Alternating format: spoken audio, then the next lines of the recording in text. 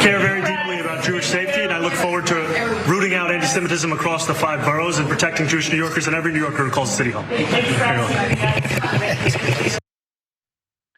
Now, despite the fact that Zohran Mamdani has made statements like that for a very long time, and there is no actual reason to believe that he is anti-Semitic or that him becoming the mayor of New York City would result in any threats or anything being done to Jewish New Yorkers, the media there, a lot of politicians have been desperately trying to get people to believe that he is anti-Semitic. It's ridiculous, and we'll set aside for a moment why that is so important to them. But I want to turn now to the polling to indicate that their attempts to deceive people were not actually that successful. In fact, they were even less successful than we thought in the wake of the election that he won. He's now the mayor. Let's talk about what people there actually think about him.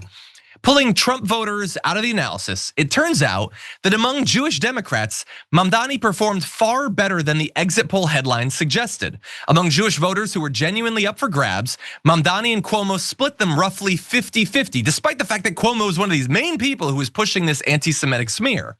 Among voters in Jewish surname precincts that voted for Kamala Harris, i.e. Jewish Democrats, he ran less than 3 points behind Andrew Cuomo, 47% to 49.5%.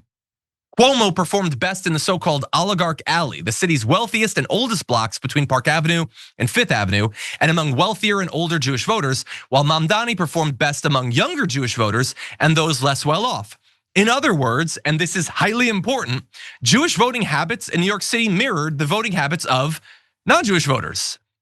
They voted on other stuff, like where they live, how old they are, their class, that sort of stuff, you know?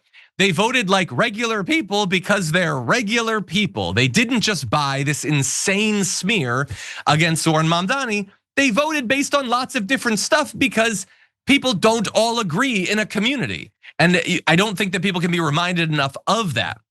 Most notably, the less Jewish precincts voted almost identically to the more Jewish precincts, suggesting neighborhood culture like class, age, renters versus owners was more indicative of voter preference.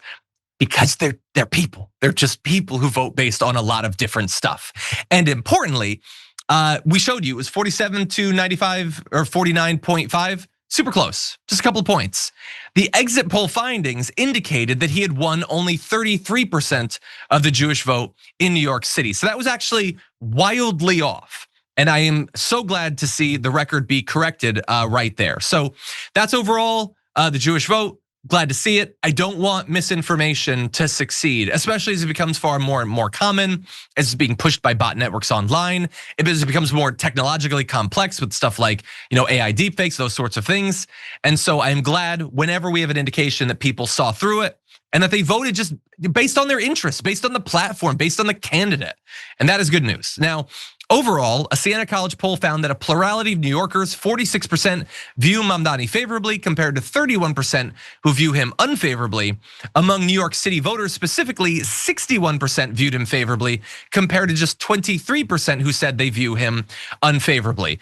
Now, you may not know this, but there are big areas of New York, especially in northern New York, that are more conservative. And so it is possible that they're just predisposed to not view him favorably. But anyway, he doesn't rule New York. He's the mayor of New York City, and there he is doing very well. Only 23% unfavorability, despite so much negative press and attempts to define him and attempts to smear him in 1,000 different ways, many of them explicitly Islamophobic and racist and disgusting. And how great is it that it didn't actually work and that people are willing to give him a chance? Now, he still has to succeed. He has to actually do what he said he would do, and hopefully it actually works. But he's at least starting off in a very good point. I think that's good news for everybody.